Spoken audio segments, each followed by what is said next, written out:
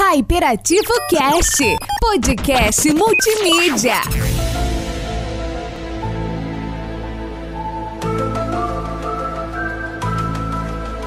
Fala, meus hypados, aqui quem fala é o Marcos Fergonci.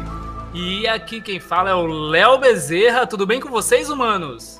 Pessoal, hoje estamos aqui com um tema maravilhoso. Vamos falar hoje sobre ufologia, sobre vida extraterrestre, sobre aparições, sobre OVNIs, sobre abduções. Vamos falar aqui sobre várias coisas e trouxemos um especialista na área.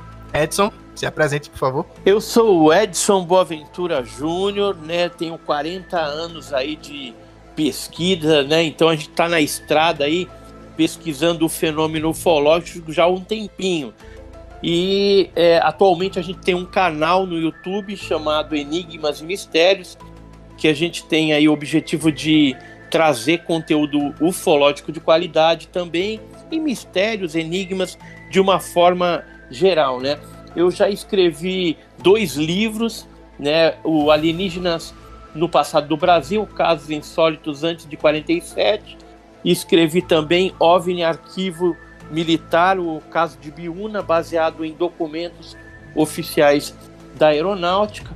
Eu sou presidente do GUG, do Grupo Ufológico do Guarujá, sou coeditor da revista OVNI Pesquisa, a revista que utiliza a metodologia científica para pesquisar esse fenômeno, e a revista tem feito bastante sucesso aí, recebeu inclusive o ano passado um prêmio, um troféu, né, por ter sido destacada aí no nosso Brasil, né, dentre várias outras revistas que existem.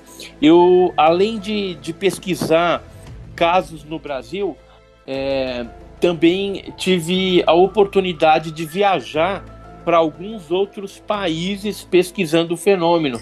Por exemplo, o Egito, a Grécia, a Turquia, Israel, Japão, Emirados Árabes, Inglaterra, França, México, Peru, Argentina, Uruguai, Paraguai, Chile, e aí vai, Camboja, Tailândia, esses são alguns que eu lembro. Fora esses países, a gente também teve em vários estados brasileiros, inclusive em Pernambuco, aí eu tive em vários locais aí pesquisando o fenômeno ufológico.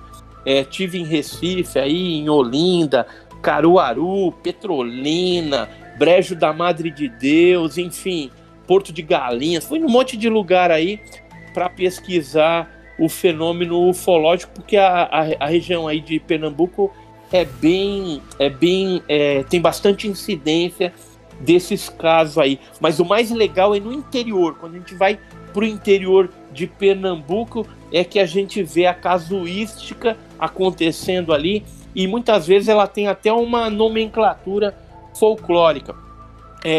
No Brasil, eu me especializei em alguns casos, né, que são casos clássicos da ufologia brasileira. Então, por exemplo, o caso Varginha, né, que é um dos principais casos brasileiros, eu sou pertencente ao grupo dos 7, ou seja, são 7 investigadores principais que tiveram acesso irrestrito a toda aquilo que aconteceu em Varginha, inclusive depoimentos de militares, né? O caso da Noite Oficial dos OVNIs também eu tive enfronhado aí na pesquisa, e a Operação Prato, que aconteceu um pouquinho acima aí de Pernambuco, nos estados de Pará, Maranhão, Amazonas, onde na década de 70, no finalzinho dela e já iniciando a década de 80, várias pessoas foram atacadas por luzes, né? E inclusive a aeronáutica brasileira montou uma equipe para tentar descobrir o que estava acontecendo nos nossos céus aí no norte do país. Fora esses casos, eu me interesso bastante pela parte de ufoarqueologia, né, que seria a presença dos OVNIs ou de supostos tripulantes que ficaram registrados através de pintura rupestre, petroglifos, pelos primitivos aqui no Brasil e em outros países também.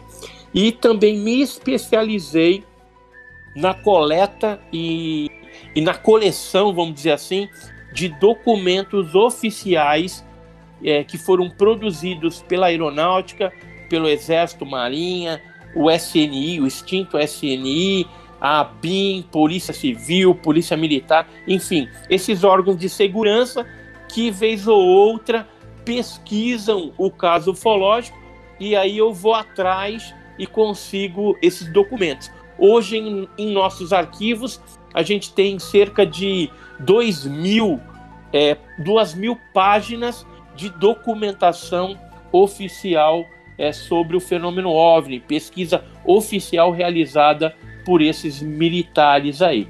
Então, assim, é uma breve apresentação, né, sobre meu trabalho. Uma breve carteirada.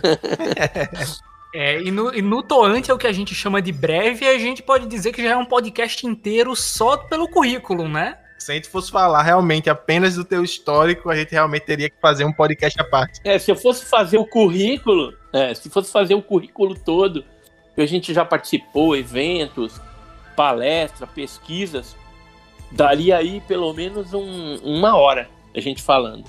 Cara, olha só, gente, que coisa boa. Então, para vocês ouvirem aí, né, a qualidade do convidado que a gente tá trazendo para vocês, que são hypados, né, gente? A qualidade, o peso, nós trouxemos realmente um convidado que vai tirar todas as nossas dúvidas, e se a gente tiver mais dúvidas, eu tenho certeza que o Edson está aí preparado para, caso vocês queiram segui-lo, ver um pouco mais do projeto dele, a gente vai deixar todos os links aqui, mas primeiro vamos seguir agora para os nossos avisos. Vamos! E pessoal, se você não quiser ouvir os nossos avisos, você pode pular diretamente para 9 minutos e 14 contatos de primeiro grau.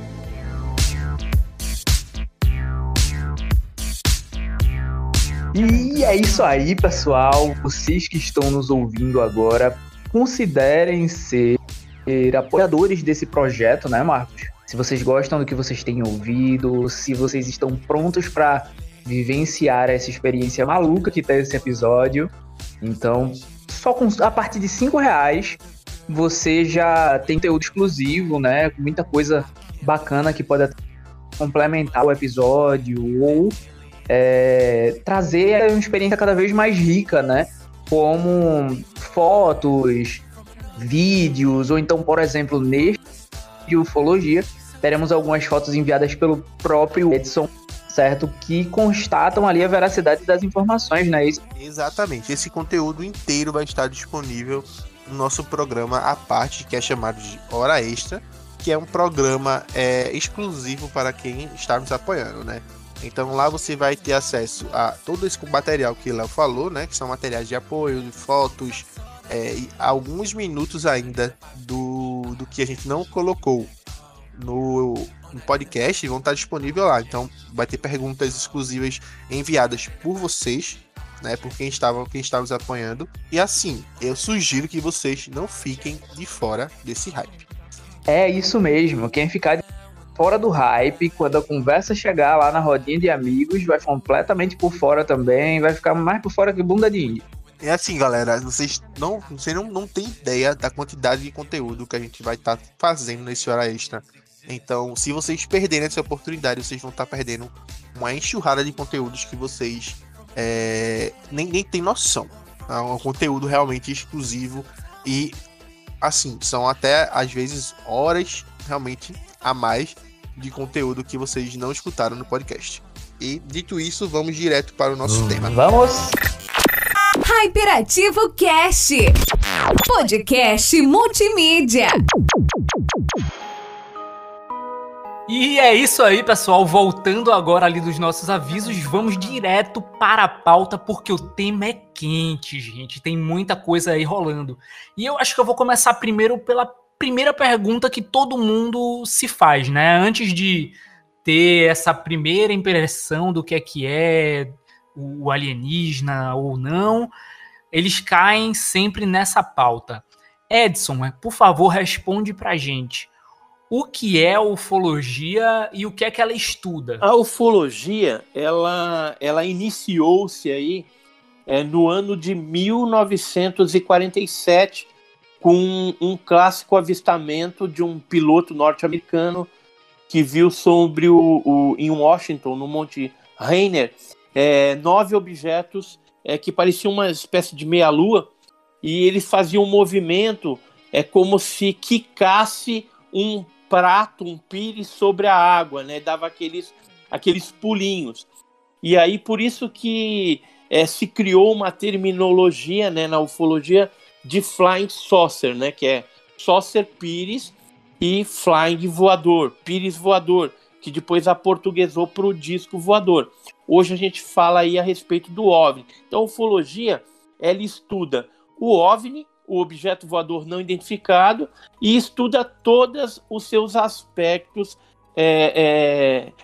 que estão correlacionados ao fenômeno OVNI. Ou seja, a tipologia dos seres, quais as intenções, da onde que vem, abduções, implantes, chupacabra, por exemplo, mutilações de animais, mutilações humanas, enfim, vários fenômenos que estão acontecendo dentro do fenômeno OVNI, né, que é um fenômeno que ocorre desde 47, isso quando ele se popularizou. Só que os pesquisadores, eles pesquisando melhor, descobriram que esse fenômeno era mais antigo ainda. Ou seja, existem relatos de 1500, por exemplo, um dos primeiros relatos é uma carta do jesuíta José de Anchieta, datada de 1560, onde ele falava de um fenômeno luminoso chamado Emibai Tatá, que é Emibai é coisa, Tatá é fogo, e que essa bola de fogo perseguia os índios naqueles início da colonização do nosso país, né? Então tem alguns registros também de 1700, 1800, né, que ficaram registrados não como disco voador, mas fenômenos luminosos, luzes misteriosas que apareciam, criaturas, né, estranhas, inclusive falando de criaturas estranhas, como a tipologia é bem diferenciada, muitas vezes o folclore traz algumas entidades, algumas criaturas que às vezes não são lenda, e sim são os tripulantes dos OVNIs que eram interpretados de uma forma folclórica, lendária, pelas populações ali daqueles locais. A ufologia, ela ainda não é uma ciência oficial, ela é uma paraciência, mas ela depende do auxílio de outras ciências para ser melhor compreendida. Então, os ufólogos, né, aquelas pessoas que pesquisam esse fenômeno, utilizam-se, né, de astronomia, de matemática, de geografia, de história, de arqueologia, enfim, de todas essas ciências acadêmicas para poder ter uma compreensão melhor desse fenômeno inusitado. Ao longo dos anos, a ufologia ela foi mudando aí a sua nomenclatura. Então a gente teve momentos em que se falava muito em disco voador, inclusive esse termo era um pouco pejorativo, na década de 70 principalmente. Os militares, geralmente vão mudando a nomenclatura do fenômeno. Teve uma época que a aeronáutica, por exemplo, chamava de MANI, que era movimento aéreo não identificado. Posteriormente, passou a chamar de OANI, objeto aéreo não identificado. Depois veio o OVNI, objeto voador não identificado. Algumas pessoas depois deram o nome de OSNI quando o objeto aparece relacionado a oceanos, mares, grandes porções aí de água, lagoas, né, rios grandes. Então, quando o objeto submerge ou emerge de grandes porções de água, geralmente é chamado de OSNI, que é objeto submarino não identificado. E mais recente, a terminologia é FANI, que é fenômeno aéreo não identificado, que nos Estados Unidos está se usando muito agora UAP, que é esse FANI, fenômeno aéreo não identificado, que pode ser um fenômeno natural, desconhecido, ou mesmo os próprios alienígenas ali, como o pessoal conhece. E como você estava falando, a gente pode correlacionar, a gente não pode distinguir, no caso, uma coisa da outra, né? Não tem como falar de ufologia sem falar de contatos imediatos de primeiro grau, ou no caso, outros tipos de contatos que as pessoas tiveram com esses seres, ou até avistamentos, não é isso? Exato. Assim, geralmente a ufologia, ela classifica o contato imediato de primeiro grau como sendo um avistamento de uma luz, né? O que é bem comum na região mais interiorana, ou quando você vê o objeto bem distante mesmo, sem identificar uma forma, né? Porque se você já identifica uma forma, por exemplo, você está vendo uma luz e percebe que ela tem um formato, sei lá, de um disco voador. Pronto, ela já não é mais um OVNI. É um disco voador porque tem a forma de disco voador, ou então tem uma forma mais alongada. Então, o contato imediato de primeiro grau é o simples avistamento. O contato imediato de segundo grau, ele aborda casos em que houve uma evidência física, ou seja, pousou uma nave, deixou uma marca, alguma pessoa voltou com alguma queimadura no corpo, alguma marca, houve interferência eletroeletrônica em alguma televisão ou algum equipamento dentro de casa, parada do funcionamento do motor de automóveis, né? Então, por exemplo, é o que a gente chama de efeito EM, efeito eletromagnético. Então causa lá a parada do funcionamento do motor do carro, blackouts, né, geralmente são enquadrados como contatos de segundo grau. E o terceiro grau, aí já é quando aparece o tripulante do OVNI, né, do objeto voador não identificado. Quando aparece algum tripulante, já é um caso de terceiro grau. O caso de quarto grau é quando a pessoa é levada a bordo de uma nave, né? E lá dentro ela passa por alguns experimentos, que pode ser coleta de cabelo, de unha, de sangue, de material genético. E nessas interações de quarto grau pode haver uma comunicação ou não, um passeio de visita, vamos dizer assim, dentro da nave, vendo alguns compartimentos, né? Às vezes não acontece isso, mas no quarto grau já é algo que você tem uma interação maior com o fenômeno. E o de quinto grau, que o pessoal costuma falar, é quando tem uma comunicação telepática. Às vezes no quarto grau ele já mistura com o quinto, porque tem esse tipo de comunicação. A maior parte dos casos é uma comunicação telepática, mas há registros, né, relatos de pessoas que tiveram uma conversação na própria língua que ela fala, só que, por exemplo, se for num francês, se foi com francês, é um francês muito genuíno, né, muito puro. Se for português, vai falar um português bem correto, né? Então, geralmente assim, quando é verbalizado. Em alguns pouquíssimos casos de contatos com esses seres, às vezes aparece aí uma comunicação ininteligível, ou seja, são sons que são emitidos por esses tripulantes que o contatado ali, ou o abduzido, o sequestrado, ele não consegue definir ou ter algum entendimento do que aqueles seres estão falando. Em alguns outros casos também, às vezes eles utilizam de alguns aparelhos, algumas tiaras que eles colocam na cabeça, né, no crânio dos abduzidos, né, como se fosse uma espécie de chapéu, tiara, e aí aquilo serve como um tradutor da língua.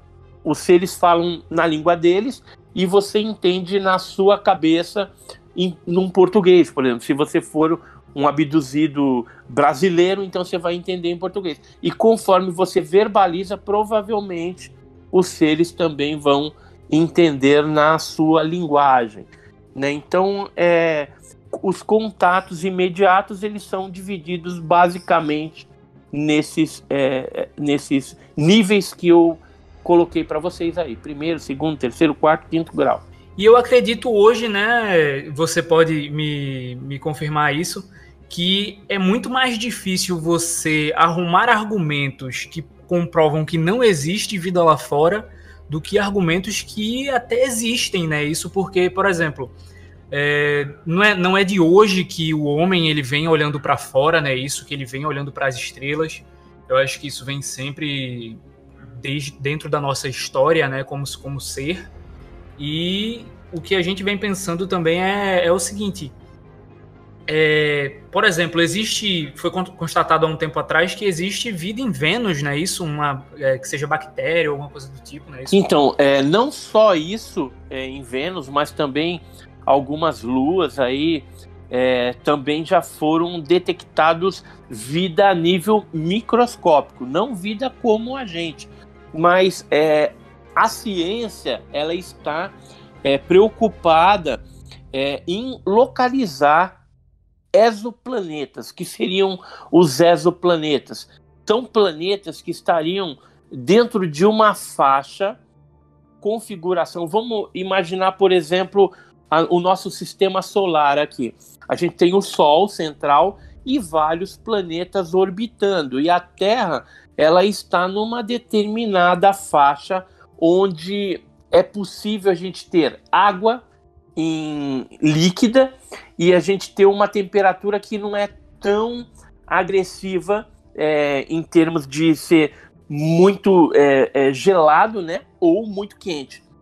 Então, esse tipo de ambiente e tendo essa água em estado líquido propicia aí a vida. E os exoplanetas é exatamente isso. São planetas que estão sendo descobertos aí em vários sistemas solares diferentes, onde você tem um planeta que tem as condições similares ao que o planeta Terra tem aqui no sistema solar nosso. Então, o que acontece? Pode ser que nesses exoplanetas tenha vida. Talvez com alguma diferenciação, seja um pouco diferente da nossa, devido à gravidade do planeta, devido, sei lá, se for uma tipologia de planeta assim que é mais árido, então tende aí ter criaturas com uma pele mais robusta, né, para aguentar aquele tipo de aridez, né, de calor. Então, assim, respeitado isso, acredita-se que sim, que o universo ele está repleto de vida, porque assim como ocorreu a vida aqui nesse planeta, em outros lugares com certeza tem, e esses seres que nos visitam através dos OVNIs, dos objetos voadores não identificados, seriam esses seres que estão vindo aí curiosos, né, com o nosso planeta, porque muitas vezes a gente vê nos contatos esse tipo de interesse, de curiosidade desses seres. Parece que são cientistas que estão interessados na nossa civilização e no nosso planeta aqui, seja para obter algum tipo de recurso mineral ou humano ou animal, né, de alguma forma, genético também, enfim, eles estão aqui como cientistas, né? Então a vida, ela existe. Não acreditar que haja vida em outros lugares do universo é a gente até limitar o poder criativo de Deus, né? Você imaginar que Deus criou só a Terra e botou só a gente aqui é algo que é muito pequeno, né? Ter uma mente muito pequena, né? Que não está vendo a realidade das coisas. É lógico que vai chegar um tempo em que a própria raça humana vai ter que também andar, né? Procurar outros planetas, porque bem lá na frente a gente nem vai existir mais como planeta Terra, porque a tendência é o Sol aumentar o seu brilho, né? Se tornar uma anã. E aí, quando acontecer isso, a Terra vai ser bombardeada por muito calor Então, na radiação também, nada vai sobreviver. Então, na hora que isso acontecer, provavelmente a gente já vai estar bem longe, já vai estar, inclusive, em outro planeta, né? E continuando, perpetuando aí a raça humana em outro lugar. A Terra seria apenas uma residência transitória da nossa civilização. Assim como outros seres que nos visitam aí, talvez estejam fazendo já essa peregrinação. E assim, você falou uma coisa que me trouxe logo à mente, quando você fala de vida, né? A gente sempre tem a tendência de tentar englobar a vida, né, num sentido humano, no sentido humanoide, né? Eu assisti uma série que é uma animação que se chama Rick and Morty, e ele lá mostra assim diversos tipos de planetas, né? Logicamente, algo bem lúdico, né? Nada muito sério, mas assim, ele tem essa diversidade de espécies, né? Que a gente pode até não estar vendo uma vida humanoide, a vida pode até não ser visível pra gente, né? Por conta da luz, refração, entre outras coisas, e a gente pode existir vida lá fora que seja inteligente, mas ao modo delas. E a gente pode até não ter uma comunicação, a gente pode até não ver, e a gente pode até não saber que ele existe, mas pode ser que existe, entendeu? Essa questão da vida, a gente tenta sempre pegar até mesmo o alienígena que a gente tem como referência é aquele serzinho bípede, né? Com uma cabeça, um corpo bem similar ao nosso, e ele pode ser completamente diferente disso. Exatamente. E outra coisa, a vida, né, não como nós conhecemos, assim, humanoide, né, cabeça, tronco e membros, mas se você for ver a vida em forma de bactéria, vermes, fungos, tem alguns que resistem ao extremo calor, né? Então, por exemplo, dentro de vulcões, onde o calor é excessivo, existe vida lá, e também o contrário, em locais onde a temperatura é muito abaixo de zero, onde o ser humano não conseguiria sobreviver, mas existem organismos vivos que habitam ali aquele lugar. Então é bem provável, não tenho dúvida, que exista vida aí em outros orbes, em outros planetas, em outros sistemas solares. Isso, com certeza. Tem até uma frase do Carl Sagan, né, que ele fala o seguinte: se não existe vida fora da Terra, então o universo é um grande desperdício de espaço. Exatamente. E assim, já que a gente está falando sobre esses tripulantes, né, que vêm, que conseguem chegar, ter contato com a gente, né, me diz uma coisa, Edson. Tem várias teorias, né, às vezes conspiracionistas ou não, mas que, por exemplo, existe uma influência alienígena na Terra, né? Como, por exemplo, o que a grande maioria das pessoas fala das pirâmides, né? Ou então, por exemplo, aquela Stonehenge. Além ali da Ilha de Páscoa, né? Tem também as linhas de Nazca. Enfim, várias teorias, né, que trazem a gente a esse contato, né, do alien com o ser humano, né? Tu pode falar um pouco mais sobre isso pra gente? Tu acha que é verdade, não é? Tem também a questão desses povos que eram cientificamente avançados para a idade em que eles estavam, né? Vamos dizer assim, os maias, os egípcios, que a Cleo falou muito bem. Então, assim, essas teorias, elas têm bastante fundamentos, não é isso? Na verdade, pode haver algum tipo de contato no passado da humanidade com esses seres? Eu acredito que sim.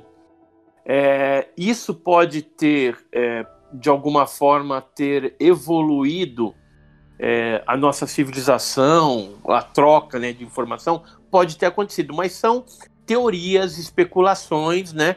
Não existe nada assim comprobatório. Existem algumas coisas que já foram encontradas dentro da arqueologia e dentro da paleontologia que não tem uma explicação lógica pela arqueologia clássica nem pela paleontologia clássica. Então, geralmente, quando acontece alguma coisa desse tipo, que aparece alguma evidência, ela fica geralmente na prateleira e não é incorporada história oficial que existe. Quando você falou lá de pirâmides, muitas pessoas ficam pensando, as pirâmides foram construídas por alienígenas, não sei o quê, que isso daí é tudo mentira, tudo ilusão, é tudo historinha dos americanos. Eu estive lá no Egito, existem papiros no Museu do Cairo que mostram como que eram construídas as pirâmides.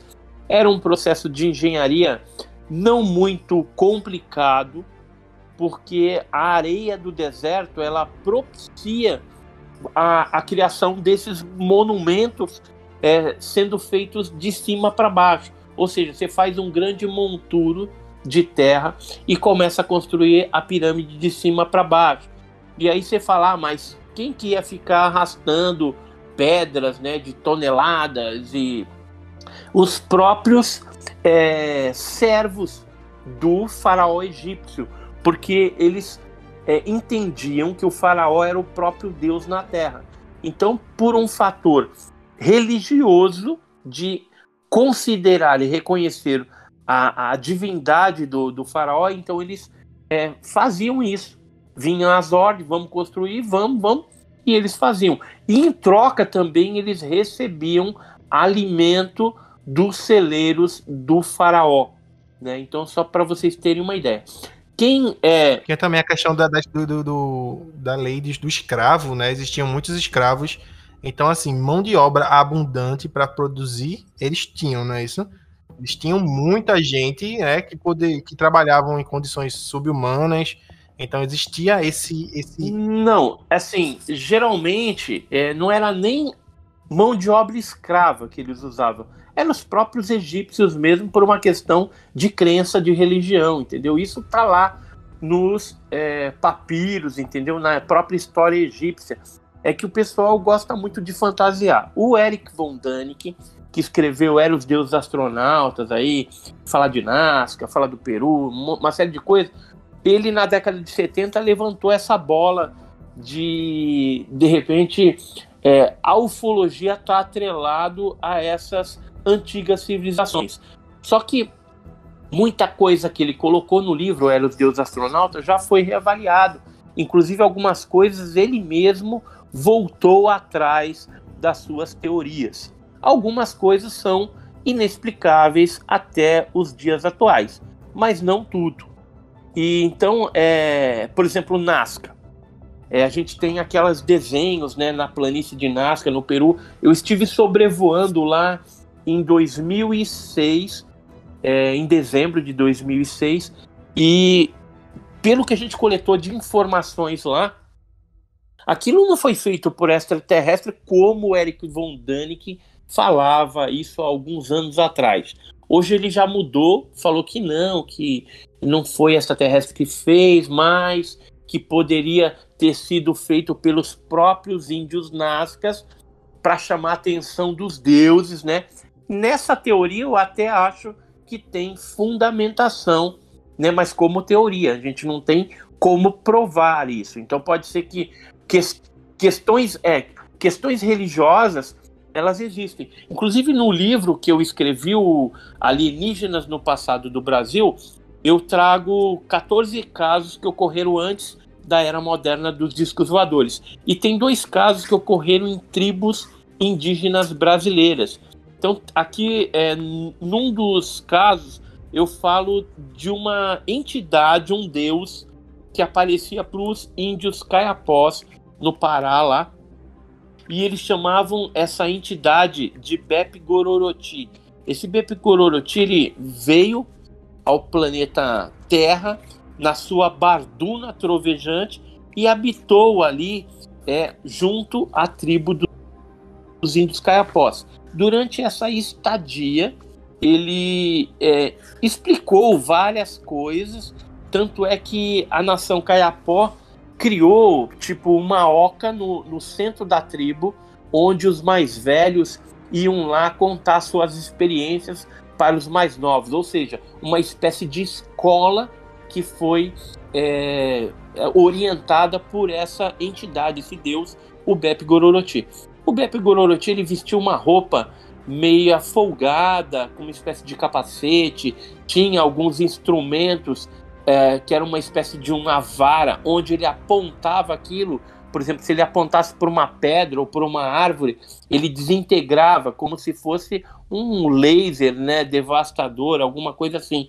Os caiapós contam, dentro das suas lendas, essa entidade que um dia habitou junto com eles lá. Até que um belo dia ele subiu até o topo da Serra Pucatoti, e aí ele pegou a sua barduna trovejante e voltou até o céu. Então a gente vê aí que nas lendas de várias civilizações antigas existem menções de deuses, entre aspas, que poderiam estar relacionados a visitas desses seres, sim.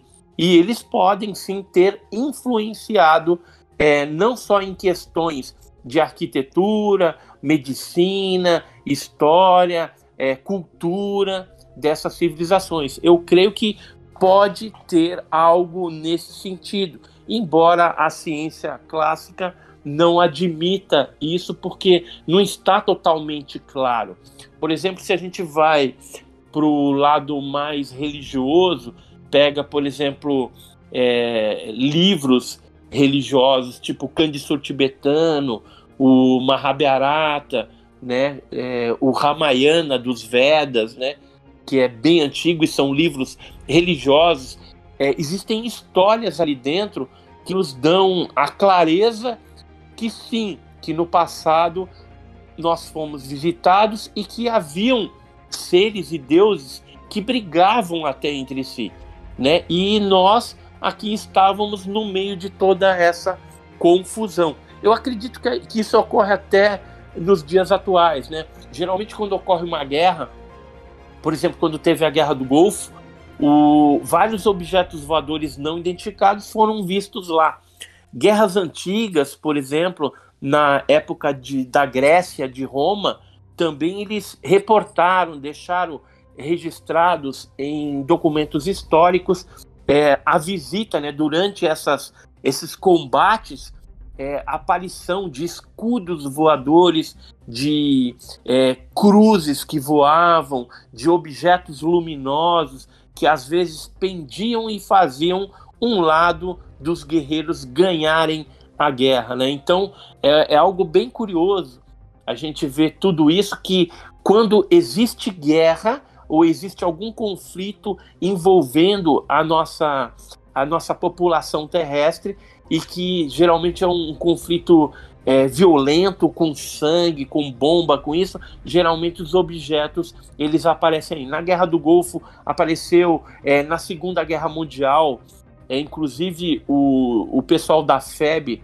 da Força Expedicionária Brasileira, que teve na Itália, eles chegaram a contar alguns casos de fenômenos luminosos que eles viam acompanhando os aviões, né, da FEB, e eles chamavam e intitulavam esses fenômenos de Foo Fighters, né, que eram o mesmo fenômeno ufológico, mas que estava ali de alguma forma interessado, monitorando todos os momentos críticos de guerra da nossa civilização. E, assim, você falou muito bem sobre esses contatos que a gente já teve. A gente falou aqui sobre algumas teorias que aconteceram desses contatos, né, desses possíveis contatos, e você já refutou a maioria dos que eu achava que eram verdade. Que eram verdade. Eu acho que a grande maioria da população, né, acha que a galera fez as pirâmides. Eu realmente achava que os alienígenas tiveram feito um contato, porque assim, a gente meio que menospreza muito essas culturas que acabaram, né, vamos dizer assim, a cultura egípcia, a cultura dos maias, pela ciência deles, como eles faziam as coisas, eles eram realmente muito acima, muito à frente do seu tempo. Então, acho que é por isso que o pessoal realmente tem essa ideia de que, não, eles tiveram contato com alguém lá fora, porque eles não conseguem acreditar que essas culturas, vamos dizer, que não eram ali do centro da Europa, né? Europa, Estados Unidos, eles não conseguem acreditar tanto que esses povos, vamos dizer, arcaicos conseguiam ter esse tipo de ciência. Sim, com certeza. E assim, Edson, por exemplo, não só nesses povos antigos, né? mas como também tem muita coisa que a gente vê hoje, como muitas tecnologias que hoje a gente utiliza, né, isso, que muita gente acredita que foi obra de uma engenharia reversa, né, de alguns fragmentos OVNIs, né, isso, Edson? Exatamente, hoje está em voga aí os metamateriais, né, que seriam metais, materiais que advêm de locais onde pousaram OVNIs ou objetos explodiram ou foram abatidos, e esses fragmentos estão tendo assim um interesse muito grande por parte dos cientistas, dos militares e dos próprios ufólogos de todo o mundo, né? Inclusive tem alguns ufólogos aí que acabam viajando para várias partes aí do planeta em busca desses metamateriais, porque com certeza esses metamateriais vão trazer um avanço tecnológico maior ainda do que a gente já tem até os dias atuais.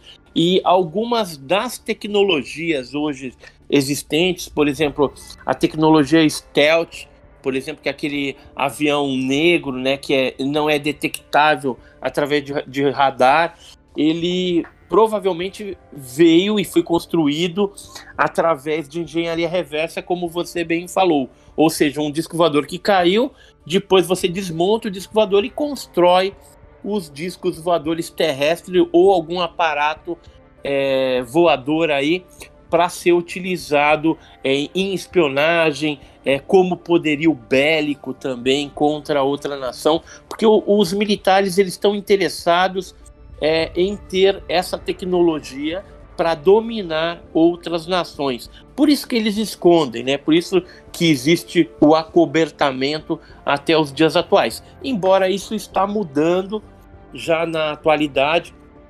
Agora, em maio de 2021, a gente teve algumas notícias televisivas. O próprio ex-presidente Obama, Barack Obama, vindo a público e reconhecendo que existe algo que os americanos não sabem, é algo desconhecido, inclusive falando que o governo, o Pentágono, tem vídeos, tem documentos sobre esse fenômeno ufológico que já ocorre há décadas, né, e são registrados oficialmente por órgãos de inteligência daquele país. Existe a famosa Área 51, não é isso? Isso, também tem a Área 51, que já é mais antiga, né?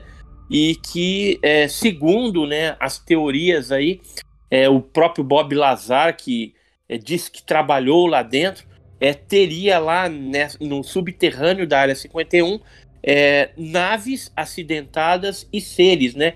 Criaturas que estariam sendo estudadas lá, e muitas dessas naves elas servem aí para você revolucionar em termos de novas tecnologias, né? Hoje a gente vê aí alguns drones, né, espiões norte-americanos, de outros países também, que são bem sofisticados e precisos, né?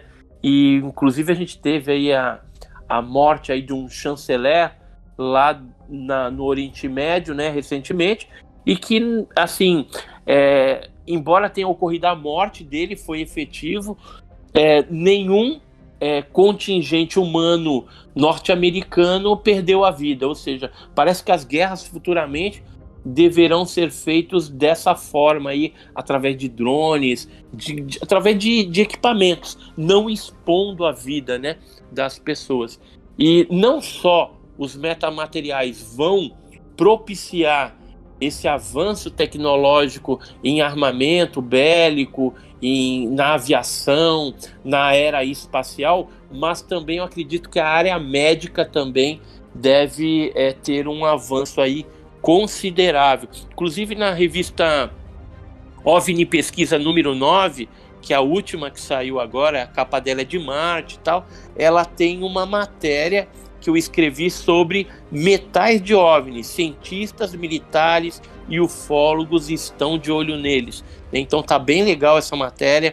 Fala de documentos norte-americanos falando desses materiais e que foram liberados pela Lei de Liberdade de Informação, o FOIA, e também fala aí de alguns outros fragmentos, o fragmento de Ubatuba, né, que foi um objeto que explodiu no litoral norte do estado de São Paulo, aqui no Brasil, em 57, e que vem atraindo o interesse de cientistas de todo o mundo, tanto é que o Jacques Vallée, que é aquele físico francês, está bem interessado nesses fragmentos, e inclusive recentemente fez uma análise óptica e descobrindo aí que o fragmento da explosão do OVNI em Ubatuba teria uma composição isotópica diferente da substância que foi encontrado nesse metal, que era magnésio. Ou seja, o magnésio dentro dos isótopos daquele objeto que explodiu não coincide, não corresponde ao magnésio terrestre, ou seja, aos isótopos encontrados no magnésio terrestre, é algo diferente. Então a ciência, ela vai pouco a pouco trazendo aí as informações a respeito dos OVNIs e confirmando todo esse fenômeno. E assim, a gente tava falando muito sobre a questão de tecnologia, mas a gente ainda não tocou na biologia desses seres, né? Existe algum estudo, existem divisões dessa espécie, a gente tem como classificar esses seres? Na verdade, a gente não classifica como espécie, não dá para você saber de que planeta que vem, isso é só especulação. O que a gente separa dentro do estudo da ufologia é a tipologia, ou seja, a gente percebe que 80% dos casos é aquele baixinho, cabeçudo, meio cinzento, com olho preto, né? Então, geralmente tem 1,20 m, 1,60 m, são baixinhos. 80% dos casos são esses, geralmente eles têm uma atitude mais de cientista, né? De fazer abdução, fazer um implante, né? Raptar algum animal, alguma pessoa. Então, geralmente eles têm esse objetivo de estar pesquisando, são pesquisadores. 15% das tipologias que tem por aí são seres parecidos com a gente, variando apenas em estatura. E 5% dos casos são seres mais bizarros, com o corpo todo coberto de pelos, seres robóticos, seres assim, espectrais, né? Como se fosse um holograma, um fantasma, alguma coisa assim mais energética. E muitos desses casos, né, desses avistamentos aí que são feitos, às vezes o pessoal fala até de casos bem diferentes, bem peculiares, assim, né? Eu tava ouvindo alguns que são seres que têm 2 metros, por exemplo, até um dos casos bem famosos, né, que teve aí, que você participou, foi o de Varginha. O pessoal fala que ele tinha chifres, né, essas coisas diferentes, até alguns que tinham vários pelos pelo corpo, não é isso? Isso. Na verdade, o de Varginha, ele tinha umas protuberâncias na cabeça, né? E ele estaria dentro daqueles 5% de seres bizarros aí que a gente viu. Não só em Varginha foi avistado seres com aquelas características, mas em outras cidades também do Brasil já foram relatados seres, e também até fora do Brasil, como os descritos no caso Varginha. Aí em Pernambuco também, o pessoal costuma ver esses seres baixinhos, né?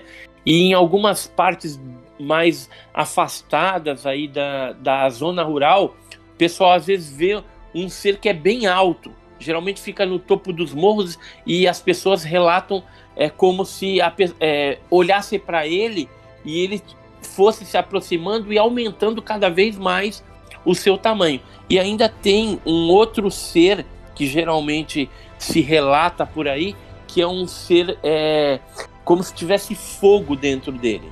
A caveira de fogo, né? Geralmente é esse nome folclórico que se dá aí. Já indo para o lado dos objetos voadores não identificados, a nomenclatura em Pernambuco que é mais utilizada é tocha, né? Se você perguntar para alguém, já viu disco voador? Ele vai falar que não. Aí você perguntar, já viu um OVNI? Ele vai falar que não também. Mas se você perguntar pro matuto lá, pro cara na zona rural, se ele já viu a tocha, aí ele vai te falar. Já vi ontem aqui, passa ali naquele morro.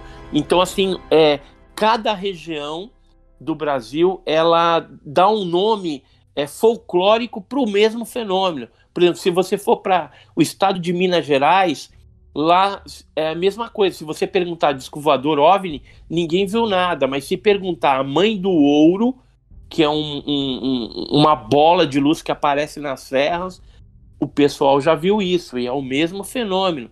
Se for mais ao norte do nosso país, nos estados do Pará, Macapá, ali a região do Maranhão, o pessoal chama, Piauí, né?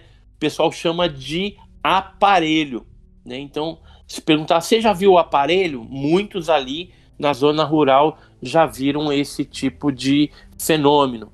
E aí, em Pernambuco também, eu estive pesquisando alguns anos atrás, ali nos princípios dos anos 2000, eu estive em Recife, fiquei aí no estado de Pernambuco, foram 3 meses fazendo algumas implantações através do Banco do Brasil, quando eu trabalhava. Agora eu já estou aposentado de lá, e eu cheguei a coletar vários casos na região aí da Boa Viagem.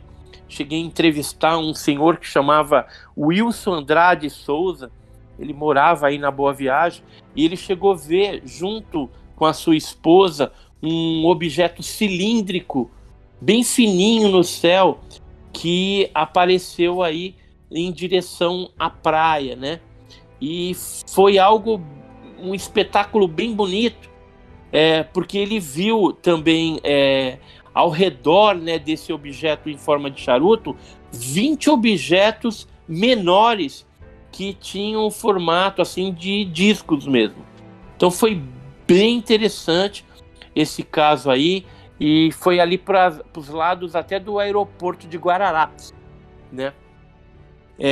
Outro fato assim que a gente coletou aí também, e que é um caso clássico, é uma fotografia que foi tirada no aeroporto de Guararapes, isso em 1987, por um senhor chamado André Ângelo Portela, e ele foi tirar uma foto da irmã dele, que estava ali aguardando, e pegou o avião atrás. E ele teve uma sorte fotográfica de, naquela chapa, naquela imagem, aparecer um objeto voador não identificado em forma de disco. Isso em pleno dia. A foto foi analisada na época e foi dado como autêntico também. Teve casos, por exemplo, de 99, ocorridos no dia 9 de janeiro de 99, onde um casal ele chegou a observar um suposto disco voador que estava no meio de um canavial aí, próximo à estrada de terra que liga Porto de Galinhas a Serrambi. E segundo o que eles descreveram, esse objeto ele tinha a forma de uma panela, e ele emitia uma luz muito forte que mudava de branco para azul. E em torno dessa suposta panela, entre aspas, havia umas luzes menores, e o objeto se movimentava em completo silêncio, e ele desapareceu no olhar ali daquele casal em alta velocidade. Um outro cidadão que a gente entrevistou aí, na época que nós estivemos aí, foi o bem conhecido José Amaro de Souza Filho. Ele é morador, não sei nem se ele é vivo, mas na época ele morava na ilha de Itamaracá. E ele disse que em 92 ele viu ali um objeto pairando sobre o Forte Orange, né? Estava ele, alguns trabalhadores, né? E eles chegaram a ver essa bola de fogo no céu ali. Todo mundo ficou com medo, saiu em debandada, que eles ficaram com muito medo mesmo, né? E o José, né? O José Amaro, ele também me disse que aquelas luzes que ele viu não eram aviões, porque eles estão acostumados ali a ver aviões, tudo, e não tinha nada a ver. Então, essa região aí de Pernambuco, ela é muito rica de avistamentos. Em Brejo, também, Brejo da Madre de Deus, eu cheguei a entrevistar várias pessoas lá que viram o fenômeno e também viram seres lá. Eu cheguei a falar com a diretora de um museu lá em Brejo da Madre de Deus, que era a Dulce, não lembro agora o nome dela, era Dulce de Souza, não lembro o sobrenome todo dela, e a dona Dulce lá, que era a diretora, ela chegou a contar vários casos que ela chegou a ver isso, né?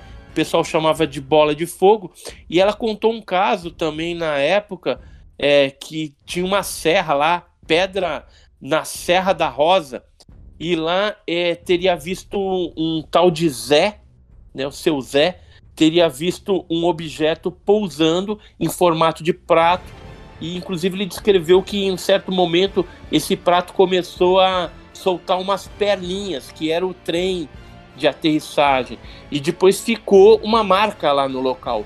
E esse Zé, ele chegou a dar um tiro de espingarda nesse prato, né? Mas como não aconteceu nada, ele pegou e foi embora, né? Muito, muito assustado. Essas regiões aí de Pernambuco também tem muitas pinturas rupestres, onde eu fui, por exemplo, na Pedra do Caboclo, onde tinha uma criatura com 3 dedos e uma espécie de capacete translúcido, que poderia ter sido uma representação dos indígenas, né, dos primitivos aí da região, descrevendo talvez um contato com um tripulante desse objeto. Ou seja, isso é uma especulação, mas a imagem ela é muito interessante. Existem outras imagens também aí em Pernambuco e em todo o Nordeste que poderiam estar retratando não só as naves, né, que no passado longínquo estiveram sobrevoando aí as regiões, mas também os tripulantes desses OVNIs. E assim, enquanto você estava falando, sabe, sobre esses casos, por exemplo, aqui em Pernambuco, me veio uma ideia na cabeça, né? Existiam várias operações muito famosas aqui no Brasil, né? Essas de Pernambuco a gente não conhecia, cara, e é importante saber, né, que aqui na nossa região, né, aqui no Nordeste, tem muita atividade disso. Realmente, eu acho que isso não é tão visto, né, Acho que não é tão conhecido assim, né?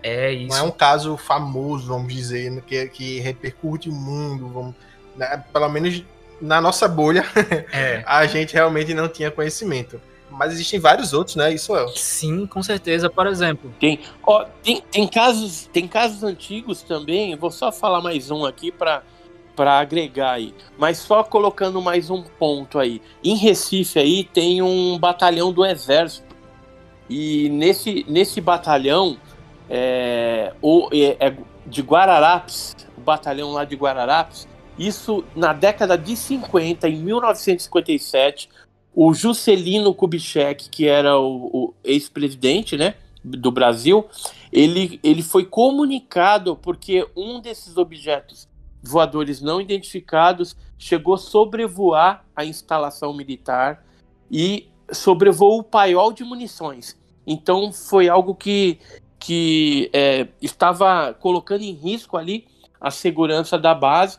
Saiu nos jornais da época de 57 e também a gente teve a oportunidade de conversar com pessoas daquela época, militares, que chegaram a fazer o desenho desse objeto voador não identificado. Então, sempre quando ocorre algo desse tipo e que possa colocar em risco alguma instalação militar, algum local de armamento, né, que tem alguma coisa estratégica, os presidentes são comunicados e todo o contingente militar fica ali de prontidão para fazer o que tem que fazer. E aí a gente agora indo para esses casos, aí a gente tem o caso da Noite Oficial dos OVNIs, que aconteceu em 19 de maio de 86. Em todo o Brasil aí houveram avistamentos de OVNIs, sendo que o mais conhecido foi a perseguição empreendida pela Aeronáutica Brasileira. Ele mandou caças de interceptação Mirage F-5 ao encalço de mais de 2 dezenas de OVNIs que saturaram os sistemas de radares e invadiram aí as cidades de São Paulo, São José dos Campos, Rio de Janeiro. Depois começaram a aparecer também durante vários dias no Nordeste, né? A gente ficou sabendo aí, pelo menos na Bahia, né? Teve algumas aparições, no sul do país, Minas Gerais, interior de São Paulo, litoral de São Paulo. Foi algo bem interessante. Da Operação Prato, foi um dos casos mais emblemáticos e que teve também o envolvimento, a pesquisa empreendida pelo 1º Comando Aéreo do Pará, a aeronáutica lá, sendo coordenada pelo capitão Uirangê Holanda, mais o sargento Flávio, que fazia os registros cinefotográficos. E dessa operação, eles geraram mais de 500 páginas de documentação, tiraram centenas de fotografias e obtiveram também registros cinefotográficos através de máquinas, né, filmadoras Super 8, preto e branco e colorido, desses objetos que apareceram aí na região. Do caso de Magé, que foi mais recente, eu não teria muitos detalhes para passar para vocês, mas tem um amigo meu, que é o Arthur Sérgio Neto, que esteve lá pesquisando, e ele me confirmou que realmente alguma coisa caiu lá. Inclusive seres, né, foram capturados, só que o acobertamento que ocorreu em Magé, no Rio de Janeiro, foi muito mais forte até do que o que aconteceu em Varginha em 1996. Muita do que passou, né, pelo menos na televisão, muita gente disse que era balão meteorológico. Essa daí é clássica, né? Todo mundo fala que é balão meteorológico, né? Mas, por exemplo, alguns pesquisadores, eu estava dando uma olhada, que o pessoal viu que realmente caiu uma nave, né? Disseram que caiu uma nave lá, não é isso? Isso, uma nave teria caído lá e foi recuperada pelo Exército. É assim, você poderia explicar um pouco mais sobre o caso Varginha, que você teve mais contato, né? Isso, você teve mais estudo, você foi um dos 7, como você falou. Isso. A gente queria ouvir um pouco mais disso, né? Vamos dizer assim, a história completa, os bastidores, se possível. Principalmente o que nos escondem, né? Porque é isso que a gente tem mais essa ideia, porque todo mundo sempre esconde alguma coisa, né? Isso. Então, o caso Varginha, ele foi um caso praticamente de arquivo X, que aconteceu com todos os ingredientes, ou seja, acobertamento militar, morte de militares, o Marco Elixerezi, da PM, que veio a falecer, animais que morreram no zoológico, avistamento de seres que foram levados para o hospital, o Corpo de Bombeiros capturou, teve o envolvimento da Polícia Militar, do Exército lá de Três Corações, em Varginha, foram avistados seres, caiu a nave, foram capturados vários seres, tinham seres que eram peludos, outros que não tinham pelos no corpo, mas que tinham a mesma configuração, ou seja, tinha aquele olho vermelho, uns calombinhos na cabeça, 3 dedos nas mãos, 2 dedos nos pés, tinha a pele marrom escura, como se tivesse untado de manteiga, né, meia brilhosa, aquela pele escura, marrom escura. E eles eram bem magrinhos, tinham aproximadamente 1,60 m, em torno de 1,60 m. E esses seres, eles, por terem sido capturados, eles foram levados depois para a Unicamp, que é a Universidade de Campinas, onde lá o Badan Palhares, Conrad Metz e uma junta de médicos fizeram aí os testes com a criatura viva e uma necrópsia também na criatura morta, né? Foram 2 criaturas para lá. Depois os americanos se apropriaram disso daí e a gente ficou sabendo depois que uma criatura, pelo menos, foi para Iperó, que é uma base de segurança máxima da Marinha. Muitos militares que conversaram com a gente naquela época hoje não querem falar mais, estão com medo ainda, apesar de muito tempo ter se passado. Já eu acredito que, como o caso fez 25 anos, agora em janeiro, muitas pessoas vão começar a abrir o bico, ou seja, começar a dar mais detalhes para que a gente monte o quebra-cabeça de Varginha. O que eu posso falar para vocês, que o grupo dos 7 na época chegou à conclusão, é que o caso Varginha é real, realmente aconteceu algo, foi acobertado, muitos dos pesquisadores foram ameaçados naquela época, e não foi uma só, foram várias ligações, houve aí todo o acobertamento, a ESA, a Escola de Sargento das Armas, chegou a fazer um inquérito policial militar, falando que a criatura de Varginha que tinha sido visto lá era um cidadão varginhense que tinha problemas mentais e ele era mudo. Mudinho, né, que o pessoal fala. O Mudinho, o Luiz, né? E na revista número 7, eu cheguei a publicar uma matéria, 25 anos do caso Varginha, onde eu trago algumas informações novas sobre o caso. Trago, logicamente, um resumo do que aconteceu no caso e trago pessoas que viram a criatura, que não são aquelas 3 meninas, outras pessoas que chegaram a ver a criatura naquela época. Tem o depoimento também de um militar da FAB que observou algumas movimentações no dia entre 20 e 22 de janeiro de 96, sendo que estariam atreladas a esse caso Varginha. Colocamos uma cronologia de avistamentos de OVNIs também lá em Minas Gerais, que ocorreram a partir do dia 13 de janeiro e prosseguindo, né, até abril de 96, ou seja, muitas coisas foram vistas lá, não só seres, mas também objetos voadores não identificados. Ou seja, o caso Varginha ele ainda está em aberto, faltam muitas peças para serem colocadas e esse quebra-cabeça ser montado.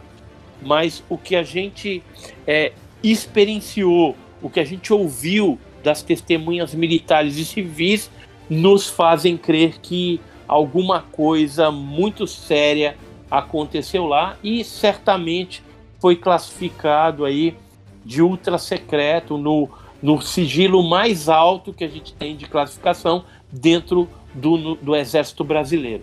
E o que nos surge é uma pergunta, né?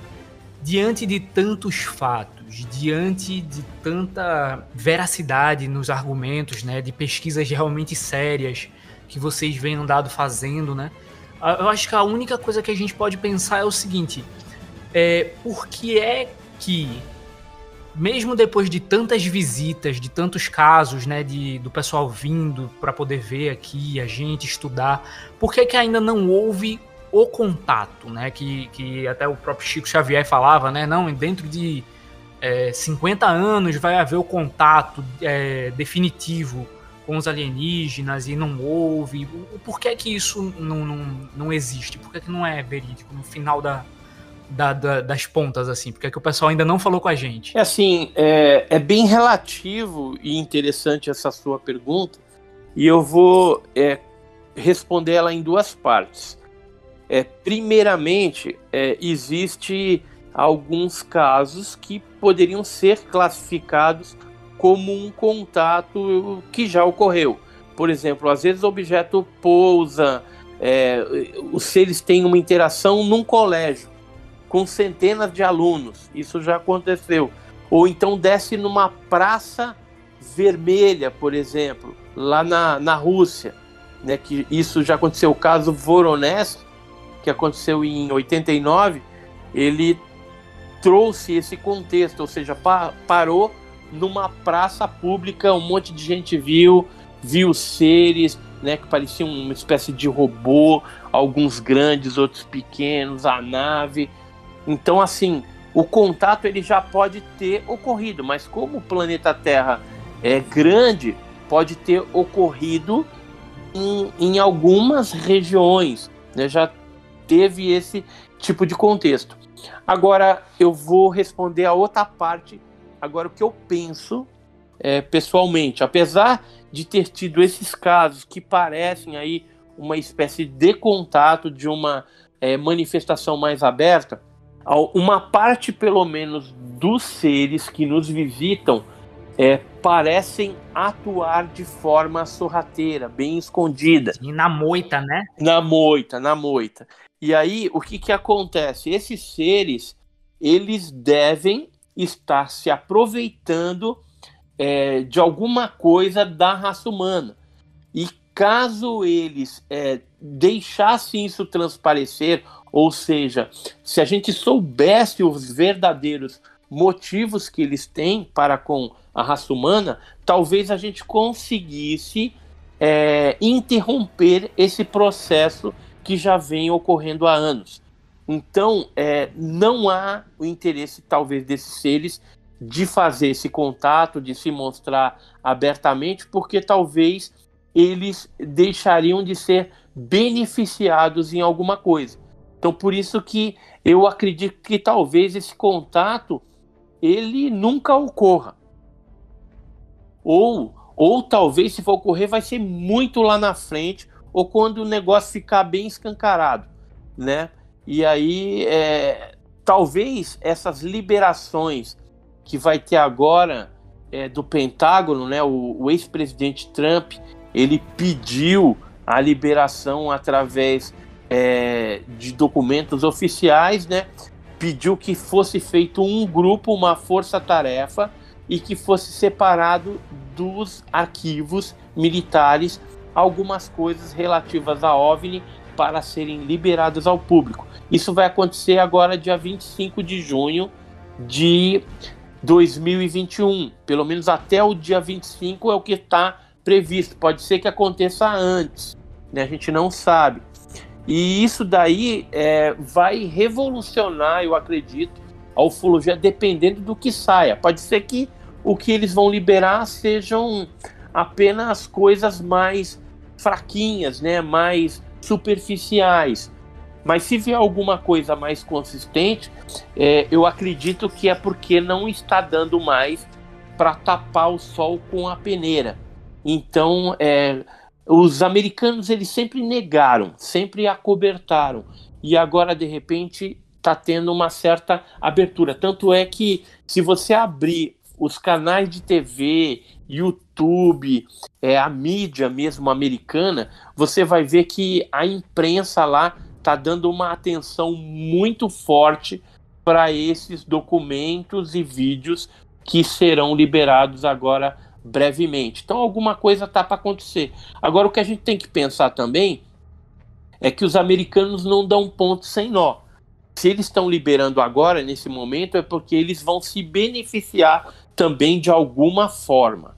Então sempre tem alguma intenção obscura por trás dessas liberações também. E aí o que seria? Eu imagino que eles de repente podem ter até alguns drones espiões, alguma coisa assim, que se assemelha muito aos OVNIs, e que aí eles liberando também, falando que existe, tal, reconhecendo o fenômeno, eles tacam esses drones aí em alguns outros países e faz a sua espionagem, e os outros países vão ficar pensando que é OVNI, né, porque o próprio Estados Unidos já reconheceu que o fenômeno existe. Então é algo que a gente tem que ficar bem atento para ver qual que são as reais intenções por trás dessas liberações. E o tempo vai nos mostrar a verdade, com certeza. E assim, você falou que existem, né, esses relatos, existem essas espécies, né, a gente não sabe qual é o sentido delas, qual é a motivação, o que é que elas querem, mas existem também outras teorias, né, conspiracionistas, vamos dizer assim, que falam sobre os alienígenas já estarem inseridos na nossa sociedade, né? Existem os reptilianos, como são conhecidos, né? E até mesmo você falou sobre o Trump, que ele tá pedindo essa liberação, e existem alguns vídeos, né, que a galera coloca, que o Trump tem aquela fenda nos olhos, né, que ele fecha os olhos de uma forma diferente, ele pisca de forma diferente. Então, isso daí, eu não acredito nisso de reptiliano. Não, nunca acreditei nisso. Isso é a maior fantasia que existe. Existem seres de uma tipologia que parece ser réptil. Tem algumas características de réptil. Agora, esse pessoal que fala, o reptiliano vem do planeta X, Y, Z, isso daí é viagem na maionese total, entendeu? Eu procuro trabalhar dentro de uma metodologia científica, então por isso que eu não estou fazendo ufologia, a pesquisa da ufologia, para simplesmente acreditar em qualquer coisa. Então eu faço um trabalho pautado em metodologia científica, em coisas concretas, coisas reais, porque tem muita babaquice por aí, tem muita coisa que não tem nada a ver, é viagem na maionese mesmo. E algumas pessoas inescrupulosas utilizam dessas informações para ludibriar algumas pessoas e ganhar dinheiro em cima. Isso eu não estou interessado em momento nenhum. Que existe um fenômeno, que muitas coisas estão ocorrendo aí e não é de hoje, isso eu não tenho dúvidas, mas a gente tem que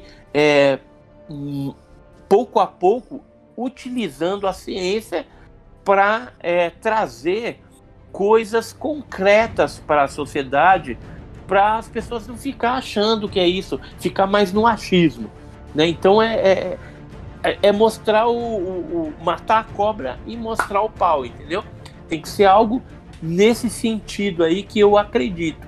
Agora tem muita coisa na ufologia que é fake, né? Na internet mesmo tá cheio de fake, fotos fraudulentas, vídeos feitos com programas digitais aí. Tem muita coisa que a gente tem que tomar cuidado, porque não é ufologia genuína.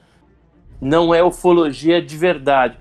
Inclusive, as pessoas que estão me ouvindo aí tem que tomar bastante cuidado com o que consome na internet. Tem sites que não são confiáveis, né? Então, por exemplo, quer uma revista boa, confiável, é a OVNI Pesquisa, né?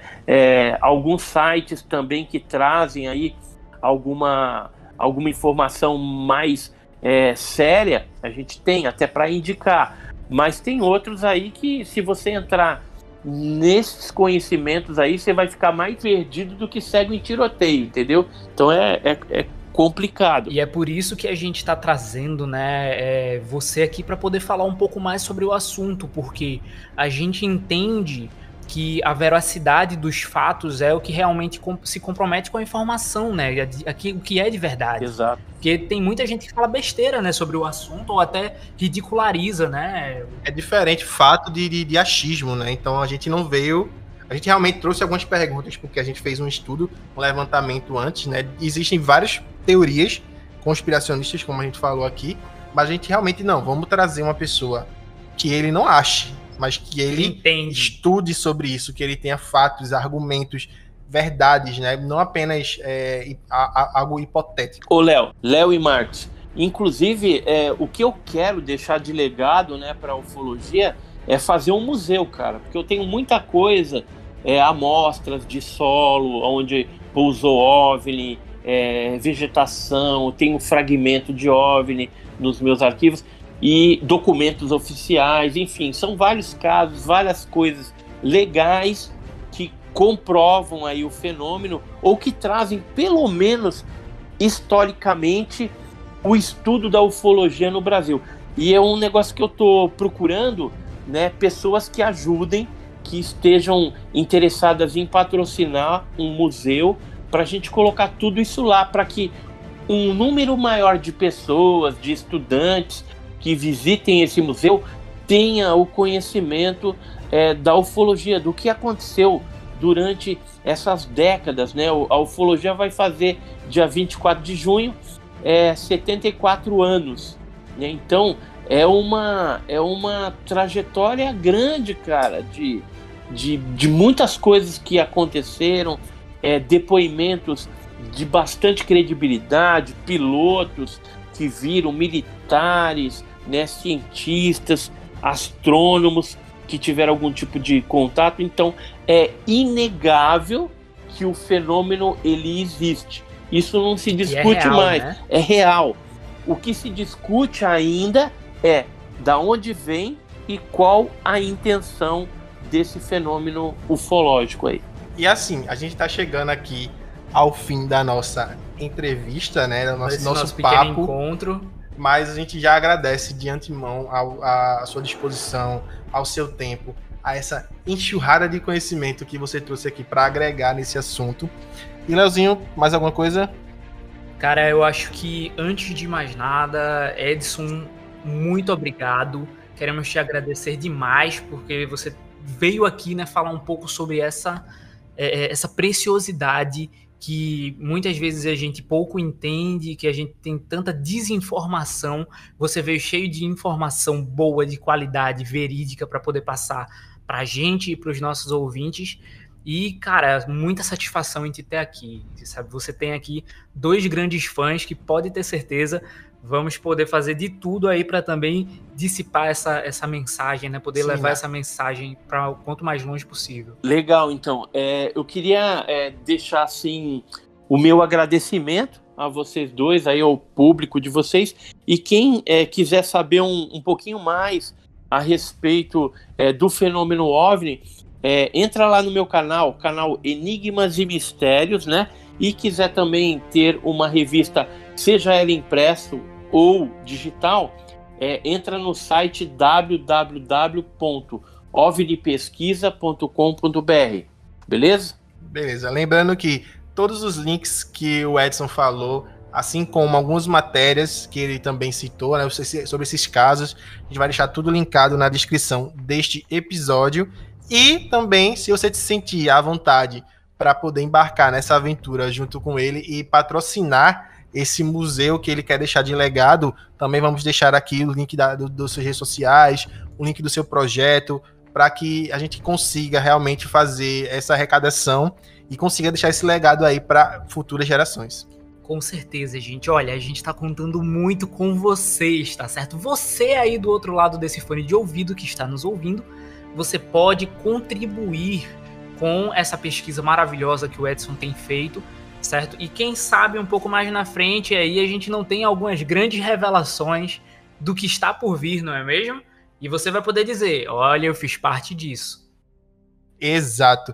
E assim, a gente não tá encerrando por aqui, né?